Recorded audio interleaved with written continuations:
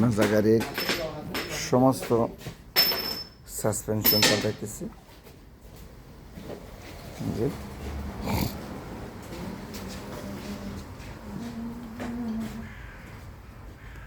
এবং আর একটা জিপ গাড়ি আসছে, সেটা আমরা ক্লাসের কাজ করবো না, যেটা কস্টলি।